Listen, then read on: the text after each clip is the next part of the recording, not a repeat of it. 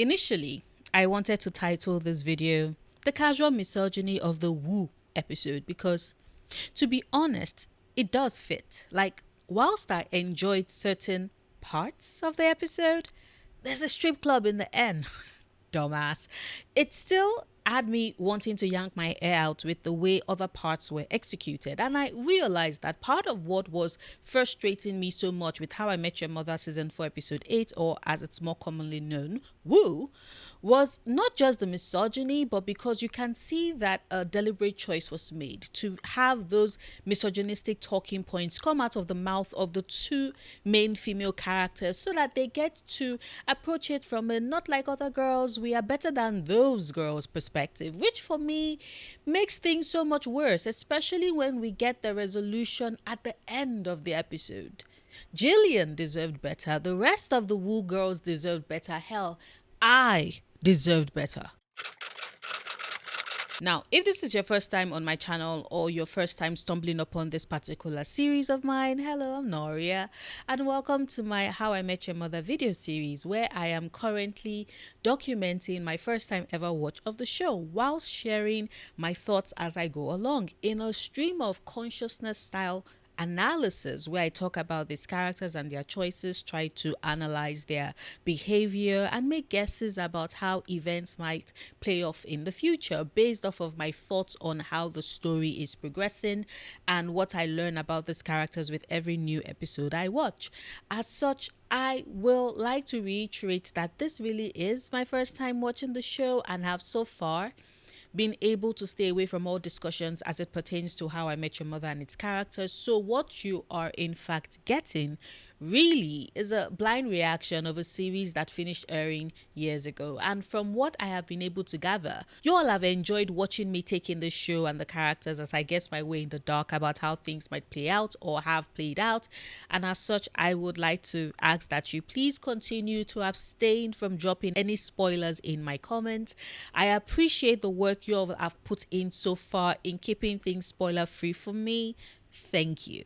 If you do want to say something that addresses a point I made but which veers into spoiler territory, just give the spoilers ahead warning followed by a bunch of asterisks so that I don't accidentally get spoiled while scrolling by it. And so whilst I can ignore the comment, other subscribers or non-subscribers who are watching my video can interact with your comment and you all can chat about what you have commented and how right or wrong I am and what I successfully noticed or didn't notice in the episode. And for those who are keeping track, I have currently watched up to season 4 episode 8. Plus, if this is your first time stumbling on one of these videos, kindly know that I do have a format with this where I split the video into 3 parts: the intro, the synopsis, and then finally my thoughts. As such, I have included timestamps to help you navigate this video as you so choose. But before I get into part of the video, I would like to say a big thank you to my lovely patrons and YouTube members whose support have been instrumental in helping me continue to make content, especially since I started doing this full-time at the start of last year, which was the last time I was in paid employment. And a special shout out to Lina, Sherry, and Holly for their extra support. You get all the hearts and kisses too. Mwah. If you too would like to support me on Patreon or become a YouTube member to enjoy certain perks, maybe even get a shout out, the link to do so is in the description bar. Now, with that said, How I Met Your Mother Season 4 Episode 8, titled Woo, opens on the gang still dealing with the repercussions of Robin having decided to quit her Japan job, i.e. she's still very much unemployed and very invested in spending as much time as she can with Lily. The problem, however, though, is the fact that she and Lily are never able to have alone time to simply chat because Marshall, the monitoring spirit that he is, just would not let them be. In fact, it's gotten so bad that Marshall is now aware of all of Robin's clandestine hookups and her yeast infection flare-up, a situation that frustrates Robin to no end, understandably. To make matters worse, on the one day when she finally does get her alone time with Lily, Lily drops the news on her that she's headed to a birthday party of one of her fellow teachers, Jillian. News that frustrates Robin to no end because it seems like all Lily does of late is harp on incessantly about Jillian. Clearly, Robin is feeling very jealous. In order to make it up to her, Lily brings Robin along with her to Giddy Up's, a cowboy slash western themed bar where Jillian is hosting her birthday party. The two women instantly have their suspicions about what type of person Jillian is, and their suspicions are confirmed when they spot her with her friends at the bar shouting "woo" at the drop of a hat. Lily is horrified to realize that Jillian is a woo girl, which is basically code for sorority type party girls who move in groups and are as quick to drop the word woo at every single occurrence in their life. This, of course, surprises Lily, who tells Robin that she had no idea that Jillian is a woo girl since she seemed so normal when they were at school together. Robin consoles her that maybe it isn't a regular occurrence for Jillian and she's only a woo girl culturally. That turns out to not be the case, and then to make matters even worse, Jillian, the woo girl, seemed to have worked her magic powers and turned Robin into a fellow woo girl. Something that Lily realizes when she spots Robin alongside Jillian and the rest of her friends screaming woo from a car as they are driven around the city. Lily then confronts Robin about her new woo girl status, which Robin tries to deny, and they have this moment of rhyming that just chef's kiss. Absolutely brilliant work. I laughed my ass off. It was so witty. I loved it.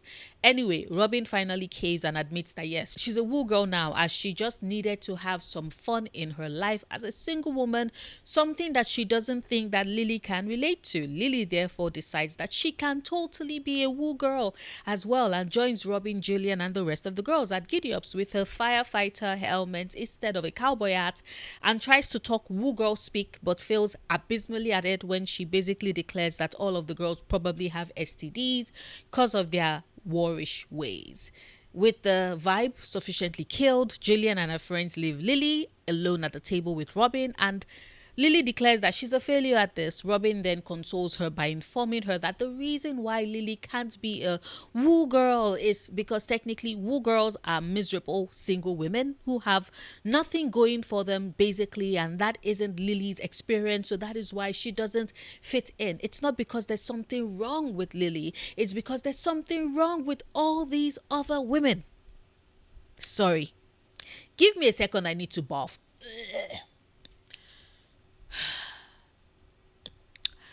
Anyway, Robin informs Lily that at the moment, the reason why she's hanging out with the woo girls and Ted, I'll come back to why Ted is there in a minute, is because she also feels pathetic at the moment since she's still unemployed, homeless, and single as well. Lily promises to try and make more time with her, sans Marshall, who ends up being at Giddy Ups as well for reasons I will get into shortly. Now, whilst all of this is happening with the girls, the secondary plot for the episode is centered on Ted, specifically him fulfilling his dream to contribute a building to the New York City skyline. Turns out Barney's bank, Goliath National Bank, wants to commission their new headquarters and are searching for an architectural firm that will take on the project. The guy Barney reports to Bilson wants to give the deal to Sven, an edgy Swedish firm that does seemingly cool pieces, but Barney makes the pitch for the bank to instead invest in an American firm, not that French one, and pitches Ted's firm to do the piece. Ted is excited for the opportunity, hands Barney art he drew of a naked Princess Leia as thank you, and spends the time designing the building, not even getting distracted when Barney learns that Robin and Lily have come in contact with woo girls and hurries off to Giddy Ups to hang out with the ladies. When his work is done, Ted pitches his ideas to the selection board of the bank and walks away feeling optimistic since he put together an amazing presentation. The problem, however, is that later that night, Barney shows up and breaks the news to him. The board unfortunately decided to go with Sven's design instead. Ted, who thought that this was going to be his big break after everything he's had to deal with Stella leaving him at the aisle, starts to spiral, hence why he shows up to join the woo girls in wooing at how miserable his life currently is. Marshall, meanwhile, gets a moment to talk with Bilson and tells him that the bank really should have gone with Ted and his design, as he's an incredible artist with amazing designs. Bilson agrees and says that that is why he actually chose Ted. Marshall, upon hearing this, gets Barney to join him on the roof of the building and questions him about how the events actually played out. Turned out everyone else was down to vote for Ted, but Sven showed up with some avant-garde shtick with electropop music and strobe lights and their mock-up of the bank building built to look like a Tyrannosaurus Rex, where they promised to put Barney's office in the brain and inform him that the end part of the Goliath National Bank logo would have a strip club in it. Oh, and the Tyrannosaurus Rex was breathing fire as well. All of this combined into a pitch that had Barney selling out Ted and voting for Sven instead. A decision that Marshall rightfully calls him out on and points out how Barney is being a really shitty friend, especially when he knows how much Ted needs the win. Marshall then walks away to leave Barney to deal with the revenge of the pigeon. When he survives that, he tries to bring Sven up to the rooftop for the conference call code that he and Marshall have worked out, but they clearly have no understanding or appreciation for what it's all about. This further exacerbates Barney's guilt, and he eventually approaches Bilson to have the decision revoked.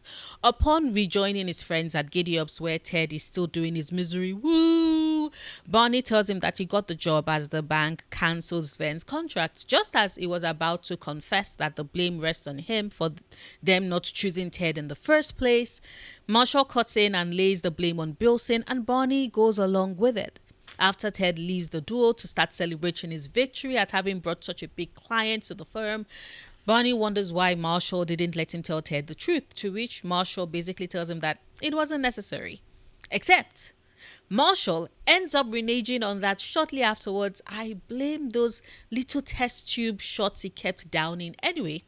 Marshall spills the beans to Ted, who then ties Barney to a mechanical bull as punishment. When Barney finally does get down from said bull, he is so dizzy that he keeps falling over and even misses out on a three-way on one of the woo girls, who decides to go with Ted instead, unaware that her best friend is in love with her.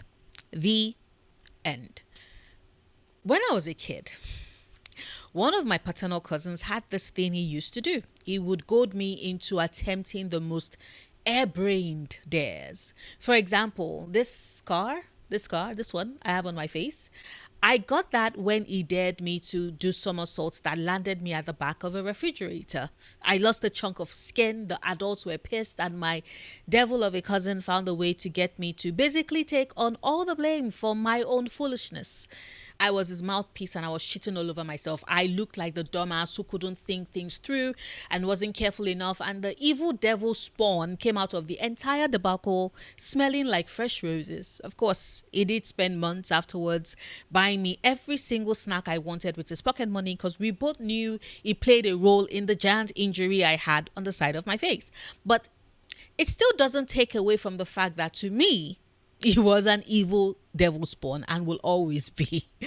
The reason why I made this trip down memory lane is simply because as I watched How I Met Your Mother season 4 episode 8, that was the only thing I could think about. I had to sit with the realization that Robin and Lily as characters have always served as the mouthpiece for the casual misogyny that the show likes to toss in the direction of the women who aren't a core part of the McLaren's Five. And they quote it all in the fact that, well, Lily and Robin are better than these other women. They stand out from the rest of the crowd.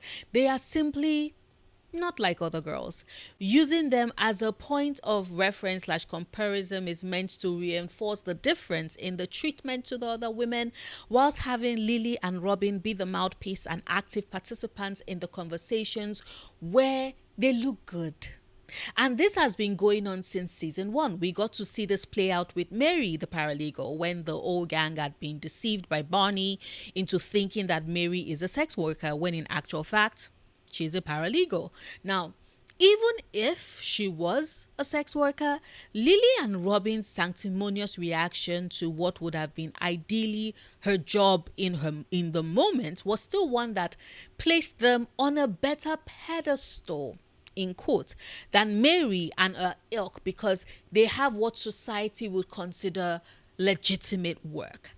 I still can't get over how horrified Lily was when she learned that Mary is a prostitute and it clicked to her that she had used Mary's lipstick. I know some people might say that she was worried that maybe she would get cold sores from sharing a lipstick with her, but my question is, if Mary had simply been someone who was very sexually active with the body count to prove it, would Lily have reacted the same way that she did? Would her mind immediately have gone to STIs? Of course not.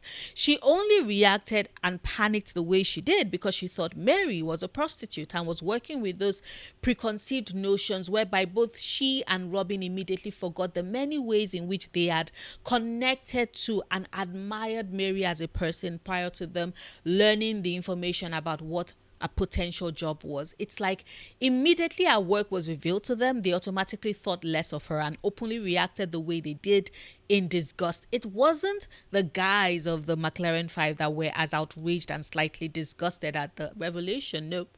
The show had that burden rest completely on Robin and Lily. I repeat, the immediate wiping off of the lipstick was meant to imply so many things in that moment, and all I could do was gape at her reaction because, like, a lot of professional sex workers have reiterated that constantly getting tested in between scenes is a prerequisite for their job. So Lily's default reaction being, I don't want to catch anything off of this woman. Yes, it showed that she and Robin had indeed considered themselves better than Mary. And of course, they do the same with Stella. After Ted lets it slip that Stella hasn't had sex in 5 years, they join in the collective astonishment and othering and shaming of Stella for not having had sex that long. Because you see, compared to Stella and her abnormal abstinence choice for so long, they who are very sexually active are more normal than she is. I don't think it's a coincidence that when Ted drops the news to his friends, Marshall's response is to read out a bunch of facts and news updates on everything that has happened in the world in the 5 years that Stella hasn't had sex, whilst Lily turns the conversation to how she cannot go that long without sex. If she went even 1 year, she would be putting her ass on the street for a nickel. A very interesting analogy with a good dose of hypocrisy thrown in when you considered how she reacted to Mary, the paralegal, possibly maybe being a prostitute. And of course, Lily continues by still centering herself in the conversation about how her longest drought was back when she had walked away from Marshall and for almost 3 months had gone without sex until an earthquake basically brought her to an orgasm. All of this is a conscious choice, a way to subconsciously hold up Lily and Stella and show how one is to be stared at, made fun of, looked at as a freak, whilst you have Lily, who is not like Stella, especially not when it comes to her voracious sexual desires and appetite. And then we, of course, have events as they played out in the Woo episode with Lily and Robin and Jillian and the rest of the Woo girls. From the minute Lily steps into the bar and sees Jillian all dressed up, surrounded by similar looking women and all yelling, Woo! She doesn't bother to hide how much she looks down on girls like this. I personally found it interesting that Lily was like, at school, Jillian is all quiet and normal and she had no idea that she's a woo girl, because it says so many things about Lily as a person. One, the fact that she's working under this erroneous belief that the way one is at work is how they are in real life. This is very much bullshit. Like I mentioned in every video, I haven't been in paid employment in over a year. I've been doing YouTube full time now, but back when I had a 9 to 5, best believe I kept my work life and my personal life separate. Never the twain ever met. So yes, how you are at work is incongruent to how you are outside of work. Matter of fact, one could say that that's quite a number of people's logical way of being and existing. But Lily mentions this like it's some big scandalous flaw on the part of Jillian, like she was deceived or something. Two, it also shows that Lily really isn't as good a judge of character as she thinks she is. Because if, like Robin had mentioned, Jillian really had been one of Lily's dearest and closest friends, which is why Robin was jealous as she was feeling left out of things, then how on earth didn't Lily notice or pick up on the signs that Jillian's work persona is a bit different, because I don't think she would and could have hidden her woo girl tendencies completely. Hell, even when she's being a woo girl out and about in town, we get instances throughout the episode where Jillian's serious and work persona comes through when she's talking to Robin about a relevant study from her work and how it helps with her teaching of her students, before, of course, the music comes on and she heads over to the dance floor to dance with the rest of her friends. Or when she's bringing up the money she's been able to raise for a literacy-focused charity. We see in those moments that this woman, who Lily and Robin to some extent have dismissed because to them she was being a somewhat shallow woo girl, is someone with so much depth. And rather than have the episode be one that highlights that and points out how someone can, by all accounts, be a party girl who drinks and dances and flashes the bartender for free shots in one breath, whilst asking her friends to name her boobs in the next, and at the same time be good at her job, be focused, give back to our community, be intelligent as hell, and pursuing higher education because there's so much more to learn, we could have had an episode that basically explores how people are filled with multitudes and that there are different facets to a person's personality. And so just because you see one side of them doesn't necessarily mean that that is all that they are. The fact that the show instead chose to use Lily and Robin to put down these women, setting them aside from these woo girls, further infuriates me. Now, I know some of you might just be about to type in the comments that, come on, Noria, that isn't completely true. The episode does show that Robin did end up hanging out with the woo girls after all. To that, I will say yes and no. Yes, she did hang out with them, but there's a need to consider the context within which this interaction happened and the excuse she gave for it. First, when Robin does end up meeting Jillian and the rest of her friends, courtesy of Lily bringing her along to crash Jillian's birthday party, she's right there with Lily at first, disparaging the other women as woo girls. She doesn't really object much to what Lily is saying, just tries to comfort Lily by pointing out that maybe Jillian is a cultural woo, which fundamentally still affirms that Robin, like Lily, does have a problem with the party girl, woo girl persona. She's just trying to help her friend feel better in that moment. And then further on in the episode, Robin does join in with the woo girls to Lily's dismay, which once again we are meant to read with an implied, I thought you were better than that. We are meant to be better than that. We're still meant to take it away at this point that Lily does look down on the woo girls. But Robin joining in makes her feel lonely. And so she shows up to try and fit in and fails miserably at it. And it is Robin's speech when she's trying to comfort Lily that sealed it for me, just how misogynistic this entire shtick is and how desperate the show is to have Robin and Lily, but especially Lily, be this untouched paragon of so much better than the other women that it irks me. I mean, there are moments of pure brilliance that we see Jillian display in the episode. She's Lily's co-worker, for Christ's sake. And we can even imagine that compared to Lily, who only turned to her work because she did not cut it as an artist, Jillian is someone who actually likes teaching and has furthered her education to continue to do so and learn whilst doing her work, whilst giving back to her community. And having Robin chip in everything she's done with the inane statement to Lily that she makes at the end, that the reason why the woo girls are the way they are is because the little joys that they get from winning a pair bong match or spotting a shirtless hot guy is as good as life is ever going to get for these women is disgusting. In order to make Lily Aldrin Erickson feel good about herself, this show had Robin chipping everything these women were about into a their lives like mine is miserable and that is why they are woo girls. There is no acknowledgement of the fact that some women are genuinely woo girls who like to woo, who have complete and fulfilling lives outside of it. Instead, the show chippings that experience, basically turning these sorority-like girls into empty, miserable husks who are only the way they are in order to not feel their misery. And so what they do is woo. And that is why they cannot hang out with Lily, who's got this happy life that they all want and desire, apparently. When I say this episode made me want to reel at my TV and puke simultaneously, I really mean that. It was such a burning, rage-inducing moment. I had my indigestion flare up. This is just reinforcing how society likes to clown on things women love and enjoy as being silly and serving as an escape to their lonely lives. Because yes, I don't think that the episode having Jillian's woo be interpreted to mean she's worried about never being able to become a mom, or her friend that's pining over her is meant to be a coincidence. And even if all of the girls at the moment's woos are actually genuine, isn't that still regardless a generalization of all woo girls, considering the fact that Robin hasn't even met all of them? If you ask me, Robin is projecting in that moment. She's currently couch surfing while searching for a new job and is in a miserable place at that moment. And so, as far as I'm concerned, she was desperate for a way to get her mind off of things, fell in with the woo girls, and proceeded to project all her misery onto them, even if that is not what they were ultimately feeling or experiencing.